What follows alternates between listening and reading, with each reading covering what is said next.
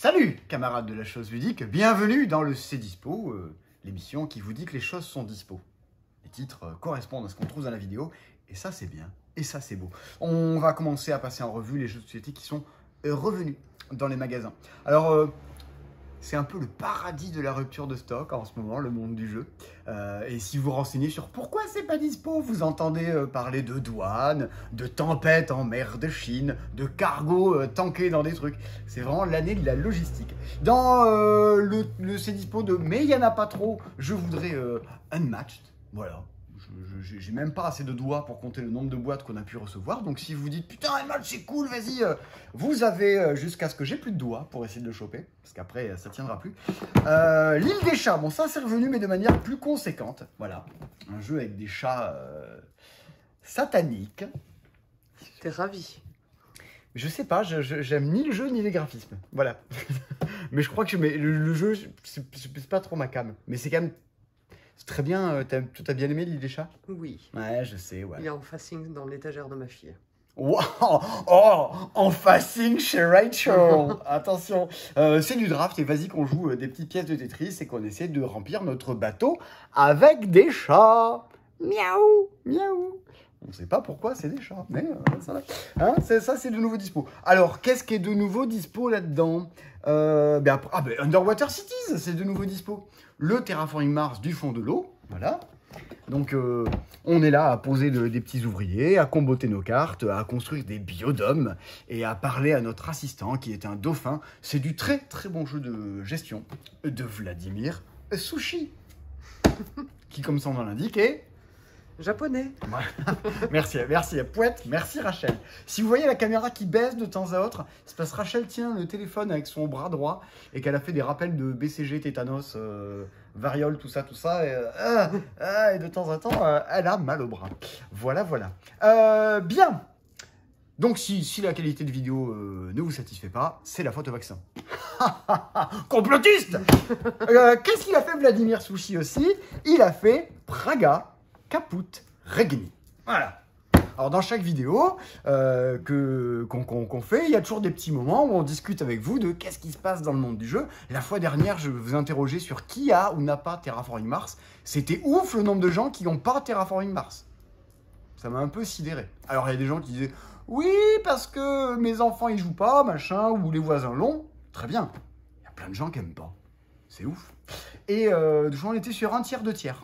Je fais des petites stats. Alors, et aujourd'hui, on parle de Praga Caput Regni. Ou plutôt, pourquoi tu pleures? Parce que je peux pas y jouer. Eh bien, en fait, c'est pour ça qu'on va pas en parler. Praga Caput Regni, pour X ou Y raison qu'il faudra investiguer, on est sur un jeu en 500 exemplaires en France. Voilà. Pour situer, on estime qu'environ, en France, il y a 600 magasins de jeux.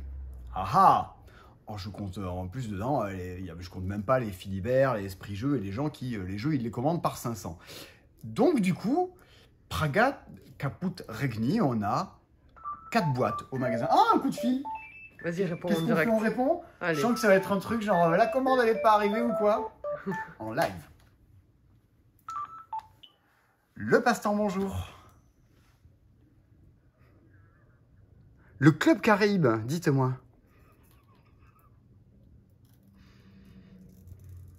Une réservation pour 19h? Mais c'est qu'il est quoi? Il est 19h52, où êtes-vous? Eh ben oui, c'est ça. Ah, moi, est-ce que je comptais venir? Ben non, c'est-à-dire que moi, je suis à Toulouse dans un magasin et je vends des jeux, donc du coup, ça va être compliqué d'arriver là. Ah ah! Mais alors, à qui pensiez-vous parler? Dites-moi tout. Ah, ce numéro-là? Mais vous savez ce que je pense qui vous est arrivé? On vous a fait une réservation avec un numéro qui ne correspond pas et qui doit être une fausse réservation. Vous avez un nom aussi avec cette réservation? Je parie que c'est pas le mien. Moi, je m'appelle Simon Murat. Eh, c'est pas ça. Eh ben voilà. Donc, du coup, il va falloir mener une enquête pour retrouver. Eh voilà. Eh ben, bon courage. Bonne soirée. C'était le Club Caraïbe, figurez-vous. Bon, eh ben, ils attendent des gens à manger. Et ils sont pas là. à Avignon. Donc si vous êtes du côté d'Avignon et que vous voulez aller manger... Et danser, a priori, au club Caraïbes, c'est le moment. C'est vraiment live, ces vidéos. Praga, Caput, Regni. Donc, il n'y en a pas. Enfin, on a 3 boîtes. 3 boîtes, alors, il y a... Donc là, vous avez, sous vos yeux ébahis, une de nos 2 dernières boîtes de Praga, Caput, Regni. Et pourquoi que j'irais passer 30 minutes à vous dire à quel point ça a l'air franchement trop cool? Vous allez être 10 000 à regarder cette vidéo. On a 2 boîtes. Bon. Alors, à un moment, oui... Nous, on fait ces vidéos parce qu'on se dit, tiens, les gens vont acheter des jeux et machin, parce qu'on reste jusqu'à pas d'heure. Ben, du coup, là, je sais pas trop. Alors, je sais pas ce que ça va m'apporter dans la vie d'en parler. Je vous propose, on en reparle le jour où il y en aura. Voilà. Donc, on est sur des vidéos de C'est Dispo, mais pas trop. Il faudrait qu'on change le titre. Alors que ça serait bien, ça. C'est pas trop dispo. Et on ferait une vidéo et ils disent, c'est pas trop dispo, ça. À ce sujet, il y a Narak qui revient la semaine prochaine en stock. C'est pareil, c'est pas trop dispo. Alors, réservez-le tant qu'il y en a. Voilà, c'était le point Vladimir Sushi. Sinon, allez voir les vidéos des recettes ludiques. On fait une vidéo de 43 minutes pour expliquer les règles. Et ça a l'air grave coolos. Pour qui aime le genre de la gestion. Harry Potter, très bien. Moi, j'aime passer de Praga, Caput, Regni au Trivial Pursuit Harry Potter. On est dans l'éclectisme. Je vais pas non plus vous en parler des masses, mais sachez que dans les catégories... C'est en bas à droite. En bas à droite, je sais, on trouve la catégorie Poudlard, lieu d'hiver et moyens de transport. Ou par exemple, objets et artefacts. Voilà, on se marre bien. Alors du coup, si vraiment vous avez humilié toute votre famille en jouant à ça, ou vos amis, et que vous voulez encore toujours un peu plus d'humiliation, vous avez ce jeu de 100 questions... sur Harry Potter. C'est quoi ta monture de lunettes? Est-ce qu'Afflelou t'en a fait une deuxième gratuite? Alors, on se pose des questions et on se marre bien. Et ben voilà, en plus on peut même poursuivre le bonheur et le plaisir en poussant le quiz sous l'océan. Comme dirait Sébastien, sous l'océan avec un petit accent. Voilà, et se poser des questions sur est-ce que le Roi Lion est sympa? Non. C'est un horrible gosse. Et son oncle a bien raison de lui chercher des poux. Je déteste le Roi Lion. Vous l'avez déjà revu? Qui a revu le Roi Lion récemment? C'est une horreur. Oh, je déteste. Ah, bravo. Vous êtes bien sur C'est Dispo. La chaîne qui va foutre en l'air votre enfance. Bien. Mort assassiné. Pour faire une jonction, c'est une murder party qui joue à 6, qui se joue à 7. Vous êtes 5. Vous êtes 8. Reste là-bas et regarde nous jouer.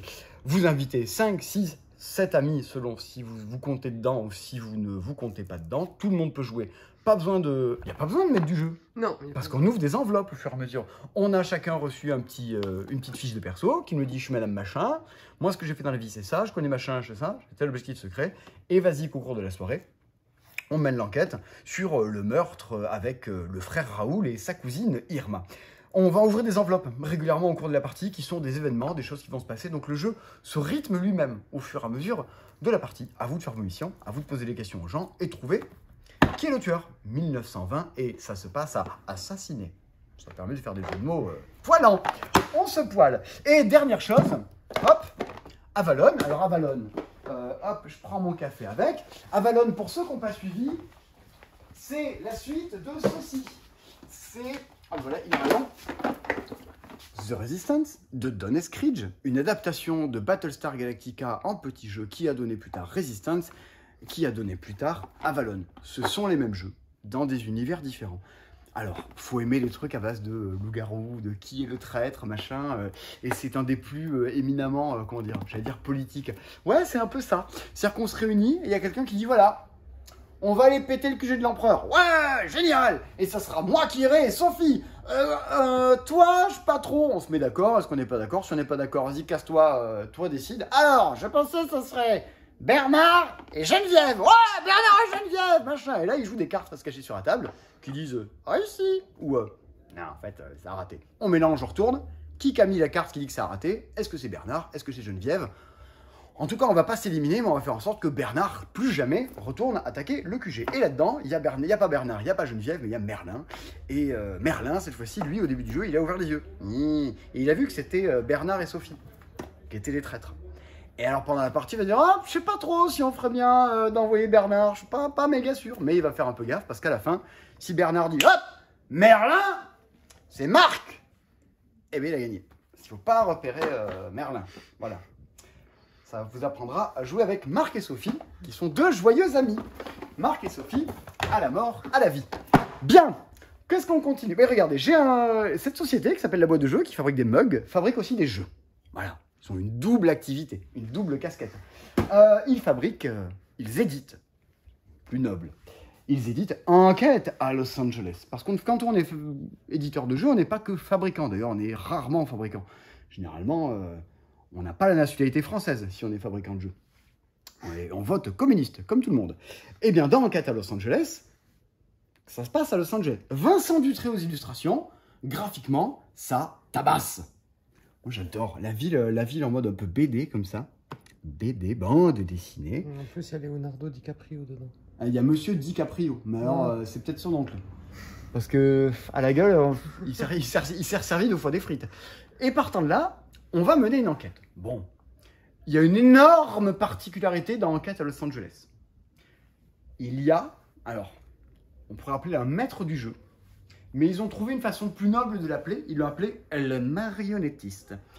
Le mec qui fait bouger Marion. Et lui, c'est lui qui va décider quelles informations distiller aux gens. À savoir que quand vous allez vous déplacer dans la ville, vous avez un petit système de j'ai 4 actions, et vas-y, est-ce que je veux fouiller un lieu, poser des questions, fouiller un suspect, me déplacer, analyser des preuves. Moi, je veux fouiller un suspect, je peux? Tu veux fouiller un suspect? Quoi? Mais qu'est-ce que tu fais? Je fouille un suspect. Gênant, ces vidéos. Et voilà, du coup, je joue tout déconcentré. Vous allez faire donc vos actions. Le résultat de vos actions serait le marionnettiste qui va décider qu'est-ce qui va se passer. Typiquement, si vous parlez à un suspect, le maître du jeu a plusieurs possibilités. Soit il peut vous passer la véritable... Je cache un peu parce que, vu qu'on filme en ultra 4K HD, machin, des gens pourraient lire. Ça spoil. Ça spoilait pas quand on était en 360p. Vas-y, quand on passe la carte à la personne, elle va pouvoir lire le résultat qui est ici. Mais c'est peut-être la vérité. C'est peut-être un mensonge que je suis en train de lui passer. C'est moi que je décide un peu qu'est-ce que je vais faire. C'est un chouïa plus subtil que ça. Il y a un système d'argent dans le jeu qui fait qu'on va pouvoir payer des pots de vin pour arriver à me faire parler, à extorquer la vérité, pour aller permettre de fouiller les preuves que le joueur bleu a regardé, lui seul connaît. Je peux payer pour essayer de voir si l'inspecteur veut bien me lâcher l'info. On est sur tout un jeu un peu trouble d'enquête où on doit trouver le tueur, le lieu et l'arme du crime, évidemment. Plusieurs enquêtes. Les premières sont relativement simples.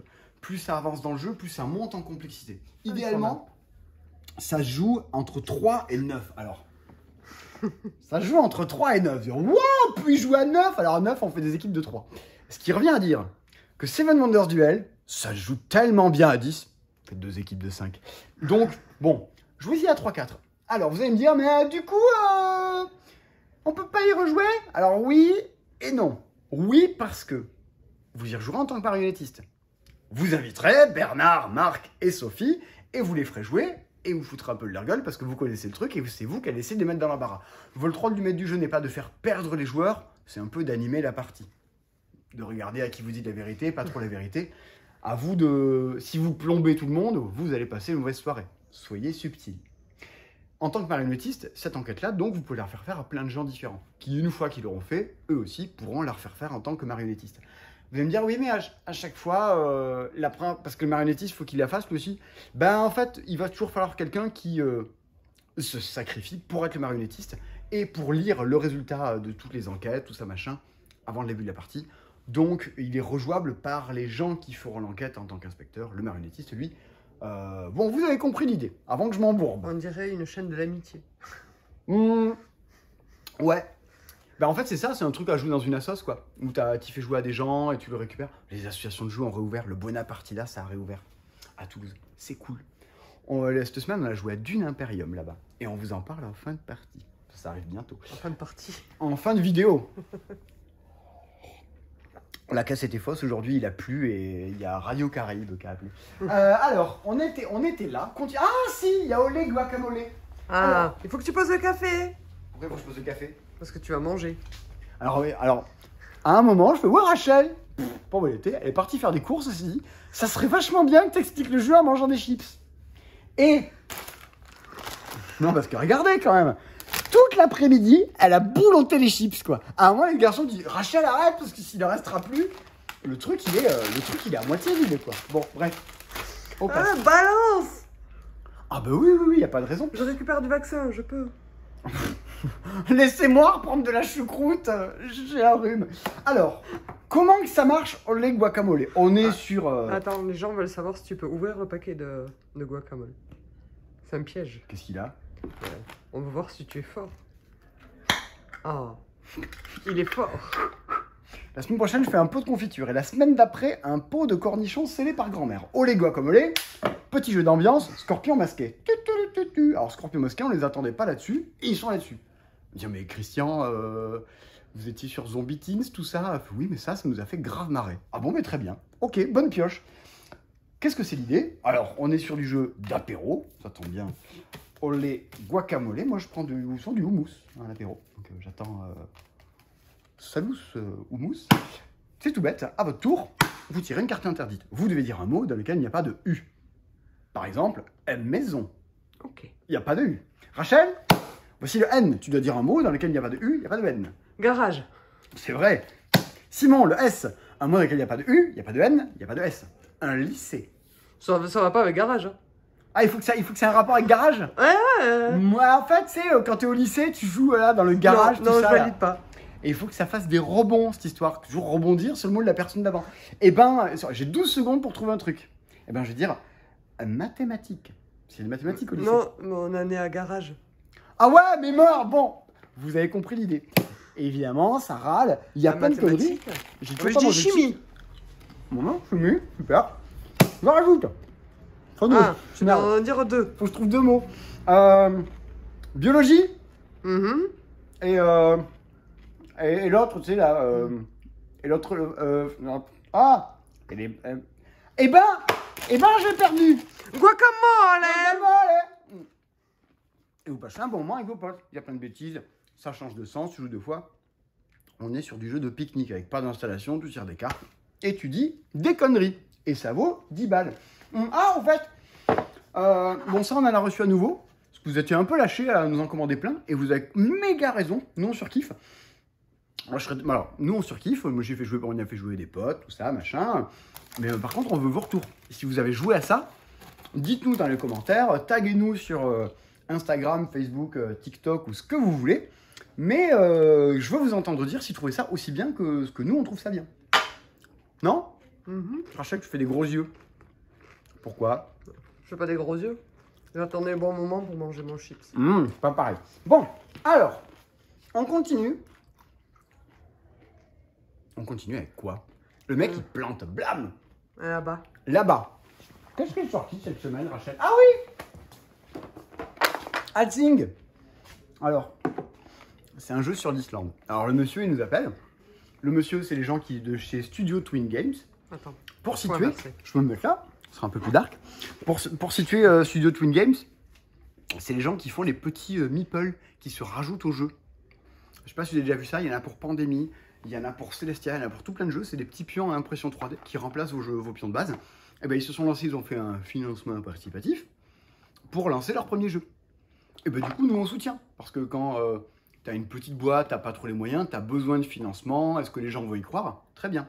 À la différence d'autres financements participatifs dans lequel il n'y a vraiment pas besoin et c'est juste une façon de récupérer de l'argent sur le dos de ceux qui gagnent leur vie en vendant des jeux.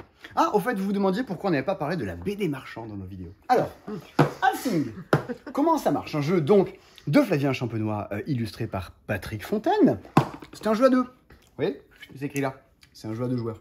Tout est rangé par style. C'est un jeu de course en Islande. Vous avez déjà fait vos courses en Islande? Moi, oui. Ils ont des magasins qui s'appellent Bonus et il y a un cochon dessus. Mais là, c'est plus des courses de type rapidité. Et c'est du deck building. Je vous passe les détails, mais on a une petite main de cartes avec des petits effets positifs, des petits effets négatifs, mais surtout des ressources qu'on va pouvoir trouver dessus. Et si vous voulez avancer sur les cas suivantes, il va falloir que dans la main que vous arriviez à jouer, vous ayez les bonnes ressources qui sont demandées. Ça fait Il faut pas la les suite deux que l'autre. Une petite rivière de cartes, et vas-y que j'achète des trucs. Et de temps à autre, dans votre deck, vous avez des cartes de crasse pour pourrir votre adversaire. Et vas-y que je te mets un troll sur le dessus de ton deck, comme ça quand tu pioches, tu auras une carte morte, et pour avancer, tu vas un petit peu plus galérer. Petit jeu d'opposition, petit jeu de big building, une partie, allez, c'est 20 minutes. Vous avez le temps d'en faire plusieurs, et de vous venger. Et comme les cartes qui tombent dans la rivière, bon, je vous passe les détails, mais il y en a plein. Alors on a Olaf, on a Floki, ou Aslog, bien. Et ben du coup, rejouabilité, mesdames et messieurs. Un petit mode de solo aussi. Ah, il y a un petit mode solo aussi. Voilà. Ah, on n'a pas parlé de Curators dans le chemin, parce qu'en parlant de mode solo, tout à l'heure, je disais, ah, Curators, il y a un mode solo. Curators. Ça aussi, ça vient d'un Kickstarter. Mais, je sais pas si c'est très dispo en France, ce Kickstarter-là. Bon, bref. Ça va d'arriver. Curators, collection Conundrum by Jacob Westerlund. Moi, j'aime bien la couve. Déjà, je sais pas. Non? Moi, je la vois différemment depuis que Depuis Thomas, il voyait dans le titre Curators, il voyait Curatel. Et il voyait effectivement, il y a un monsieur en fauteuil. Il m'a fait voir le jeu différemment, Thomas. Nouvelle vision du monde qui s'offre à vous. On est sur un jeu de gestion de musée. Comme il y a eu Muséum l'année précédente, et je crois qu'ils refont un Kickstarter sur Muséum, jeu de combinaison de cartes.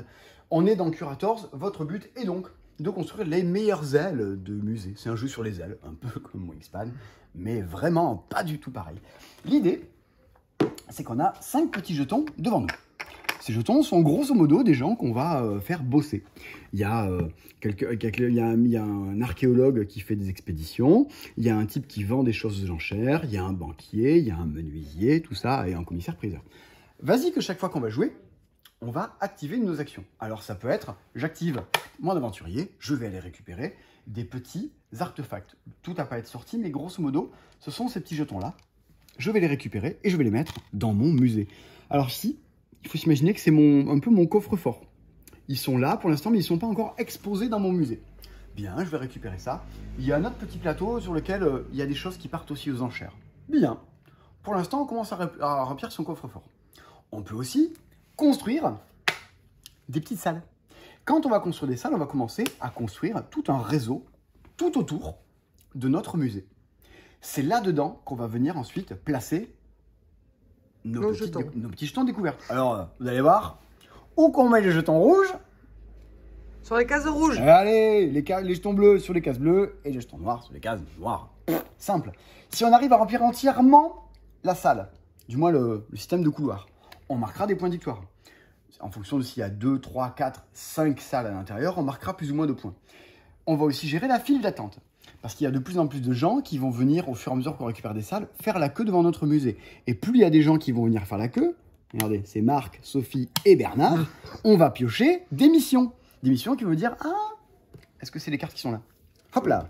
Les missions vont dire, ce qui serait top, c'est de pouvoir exposer le masque de Toutankhamon. Et on pourra l'exposer que si on fait un truc qui a exactement cette forme-là, avec ces couleurs-là. Alors vous avez remarqué, quand vous demande des formes, il y a du bleu, du rouge, du noir, machin. La pièce qui correspond exactement, elle n'existe pas. Et donc, il va falloir vous embêter à comment je fais pour que ça puisse marcher et puisse mettre mon masque de Toutankhamon. Petit casse-tête. Quand on veut récupérer des salles, c'est un système à la patchwork où plus elles sont proches du centre, plus elles sont chères. Grosso modo, vous êtes un bon vieux radin de muséographe et vous achetez toutes celles qui sont au bout et donc gratuites. Je vous passe tous les systèmes d'action différents, mais ce qu'il y a de malin, c'est ça. C'est les petits jetons d'ouvrier. À partir du moment où vous en jouez un, vous le retournez. Donc vous avez vu tout à l'heure, il y avait un archéologue, on l'a retourné commissaire-priseur. Ce qui va se passer, c'est que désormais, si je choisis l'action commissaire-priseur qui me permettrait d'aller acheter des choses aux enchères, je ne vais pas faire une seule vente. Je vais en faire 2. Bim! Donc, vous avez à chaque fois un petit icône qui vous dit qu'est-ce qu'il y a au dos, pour que quand vous le retourniez, vous jouez ces sections-là. C'est un jeu de planification. Vous n'allez pas vous dire nécessairement à ce tour-ci quelle est l'action que je veux faire. Vous allez dire quelle est l'action que je veux faire et qu'est-ce que ça va me permettre de faire le tour d'après. Ah! Partant de là, est-ce que tous les trucs qui seront au centre sont encore les mêmes? Est-ce que quelqu'un va venir au marché aux enchères acheter les ressources avant vous? Est-ce que vous allez arriver à faire vos missions, les visiteurs et machin? Il faut tout anticiper. C'est malin, c'est du casse-tête, mais le casse-tête, il est plus personnel. C'est un jeu pour les gens qui n'aiment pas les grosses oppositions fortes entre les joueurs. C'est malin. Il y a un petit mode solo aussi, dans lequel on joue justement contre un robot. Là, ça marche, que le côté casse-tête est encore plus et encore mieux marqué par le fait que l'intelligence artificielle vous met des bâtons dans les roues au fur et à mesure. Du coup, 2 joueurs, très bien, je crois que ça joue jusqu'à 4 en plus. Curators, le jeu des musées. Je vois un truc au loin dont je vous ai même pas parlé. Je sais même pas ce que... Ah, il faut que je recule. Ouais, parce que je sais vraiment pas quoi en dire. C'est le Subbuteo, équipe de France de foot. Tu regardes les matchs? Non. Moi non plus. Ouais, moi non plus. Mais je sais. En fait, il y a eu un sondage sur qui s'intéresse au foot en France qui a été fait. Et majoritairement, les gens s'en foutent, aux 2 tiers.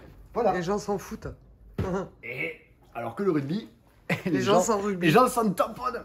Non, les gens s'en rugby. Et ben du coup, la semaine prochaine sort Dune Imperium. Bon.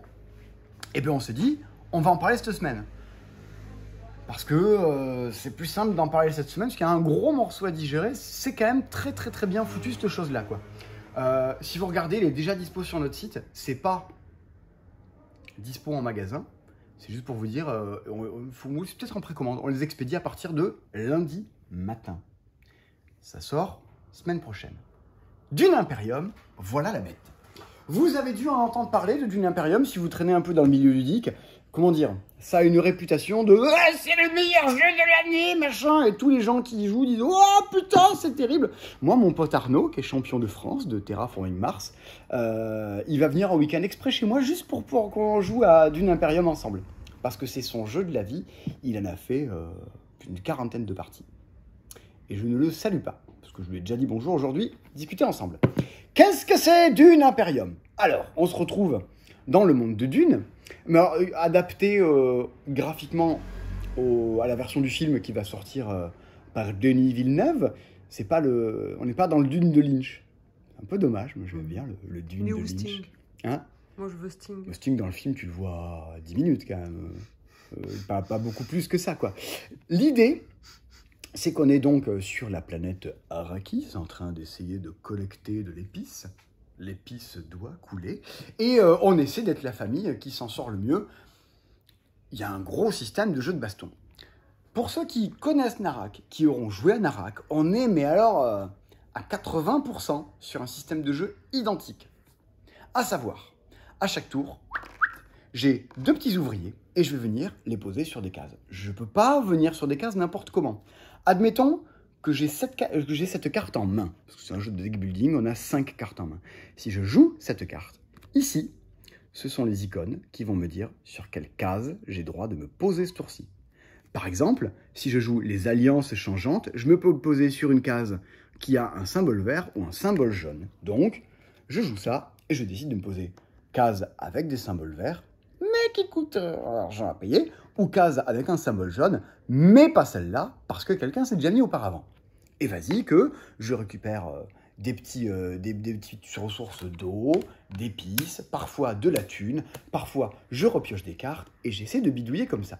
Et au fur et à mesure, j'ai 2 ouvriers, tour après tour, je vais jouer 2 cartes. Il va donc me rester à la fin de mon tour 3 cartes en main, et c'est les cartes avec lesquelles je vais aller acheter des nouvelles ressources pour les tours suivants.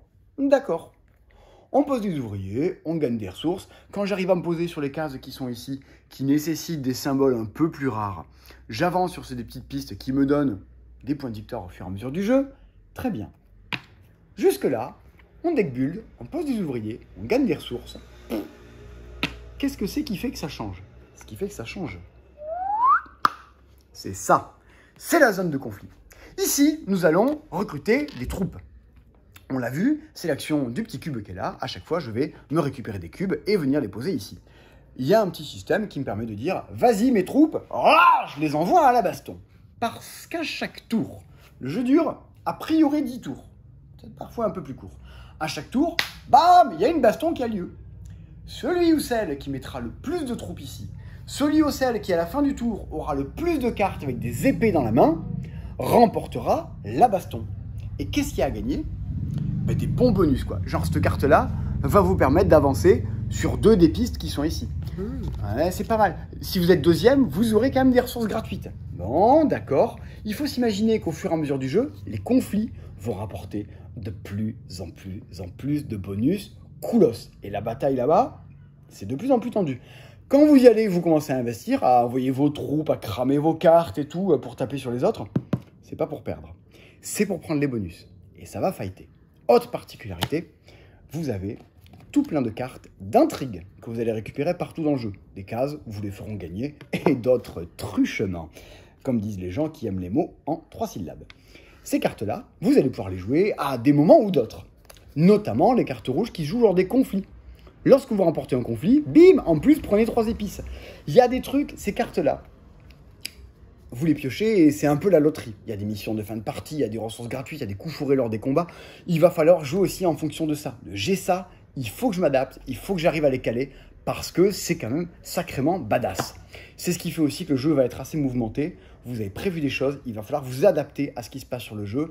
Il va falloir aussi lire le jeu de votre adversaire. Est-ce que c'est ce tour-ci qu'elle veut envoyer ses troupes en masse? Comment je fais pour l'en empêcher? On voit notamment sur cette case ici, elle permet d'envoyer 5 troupes d'un coup, de gagner plein d'eau. Il va falloir faire quelque chose. On a notamment la carte de la voix. Ici, la voix. Et bien, quand on joue la carte de la voix, on peut dire aux gens, blam, cette case-là, elle est bloquée pendant tout le tour d'après. On va se faire des coups fourrés les uns les autres pendant la partie. Et à la différence de Narak, qui est un jeu de gestion, de développement, de course, comme je disais dans la vidéo des meilleurs jeux, la sortie récemment, c'était un jeu d'épicerie. Je veux ça, je prends ça, comment je m'en sors? C'est un pur jeu de gestion. Ici, la gestion est au service d'un jeu foutrement interactif et d'un jeu de baston. Ce qui fait que, à 2 joueurs, il y a un automate, il y a un joueur fantôme qui joue avec vous, mais c'est pas ouf. Idéalement, jouez-y à 3. Parce qu'à 3, vous arrivez à jauger ce que veulent faire les 2 autres joueurs. Quand vous y jouez à 4, c'est encore plus la guerre d'arriver à vous poser sur les cases qui vont bien. Et alors, arriver à maîtriser les intentions et les envies des 3 joueurs autour de la table, ça devient chaud à gérer. Et les parties un peu plus longues. Parties entre 2 et 3 heures. Jouez-y avec des potes, votre famille, des gens qui aiment les gros jeux, qui aiment les trucs dans lesquels on se fout sur la tronche. C'est pas en route. Route n'est pas un jeu de gestion. Route est un truc où vas-y, que j'ai des dés, on se tape dessus. Là, vraiment, on en a plus pour son argent. On en a plus pour une notion de réflexion de je vais dépenser 2 ressources, je vais en collecter là, il faut que je repioche pour faire ma main, il faut deck builder, il faut que j'épure mes cartes de base qui sont nazes. Et en plus, vous incarnez chacun une famille qui a des compétences spéciales et particulières. Cet effet, c'est quand vous jouez votre carte, ou vous avez une carte de votre deck de base avec un anneau, et quand vous le jouez, bim, ça déclenche votre effet. Et ça, c'est votre sorte de pouvoir spécial un peu génial. Paul Atreides, lui, vu qu'il prédit un peu le futur, il peut toujours regarder les cartes qui sont sur le dessus de son deck. Hein, Timothée? Voilà comment ça marche, ces choses. Rachel, tu n'y as jamais joué, toi? Non, je le prends. Alors oui, on l'a exposé aussi parce que Rachel, ça lui permet de l'embarquer ce soir, tout un truc. Est-ce que tu as des questions, Rachel, sur Dune Imperium? Non, mais moi je suis assez bluffé parce que de ce que tu en décris, ouais, c'est Narak. Ouais. Mais comment il peut se passer autant de choses sur un plateau ultra épuré? C'est ça qui m'intrigue. En fait, il faut imaginer que les cartes violettes, c'est ici, les cartes jaunes, c'est là, les cartes... l'architecture est relativement bien foutue. Et voilà, ton but, c'est choper des troupes, les envoyer, choper des troupes, les envoyer. T'es pas obligé de le jouer martial. Tu peux juste le jouer de... Je joue des cartes qui me font avancer là-dessus, et très vite, bim, ça c'est un point. Si j'avance là, c'est un point. Si j'avance là, c'est un point. Si j'avance là, c'est un point. Si j'avance plus que les autres, c'est un point en plus. Et si j'ai assez d'argent, j'achète des cartes qui me font des points. Je pense qu'il est possible de les jouer en... C'est un pur jeu de deck building, et je trace sans faire trop de combats. Mais il y a tellement de choses à gagner lors des combats, des bonus cool, que ça se discute. À l'aune de 2 parties de recul, t'as envie de tester d'autres trucs. Et même si à la fin de la partie, t'es là genre, les cartes d'intrigue, ça se goupille mal, t'as envie d'y revenir, t'as envie de tester d'autres trucs. C'est quand même... je pense que on est sur un truc qui me semble tenir gravement la route. Et en toute ingénuité, c'est quoi le prix? Je crois que c'est 50 €, il me semble. C'est pas excessivement cher. Ils auraient pu faire un truc avec un matériel où t'as des super méga pions en 3D, t'as autre chose que des cubes en bois. Justement, moi ça me plaît ça. Après, c'est un choix éditorial, quoi.